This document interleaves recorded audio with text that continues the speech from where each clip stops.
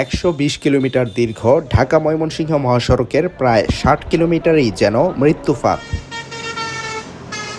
ভালুকা থেকে ময়মনসিংহ সদর পর্যন্ত মহাসড়কে নেই কোনো শৃঙ্খলা। নিষেধাজ্ঞা সত্ত্বেও বেপরোয়া দূরপাল্লার বাসের সঙ্গে চলছে 3 চাকার সিএনজি, অটোরিকশা, ইজি বাইক ও ভ্যান। স্থানীয়দের অভিযোগ, মহাসড়কে হাইওয়ে পুলিশের তৎপরতা না থাকায় ট্রাফিক আইনের তোয়াক্কা করছে না কেউ।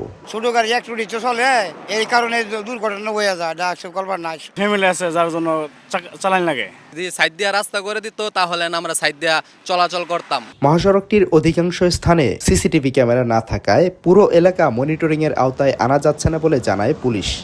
সিএনজি বা থ্রি হুইলার যাতে মোড়ে আসতে না পারে এবং এখানে এসে যাত্রীদের জন্য বিঘ্ন সৃষ্টি করতে না পারে, সেজন্য আমরা প্রতিনিয়ত 24 ঘন্টা কাজ করে যাচ্ছি। কেনাকাটায় 100% পর্যন্ত ক্যাশ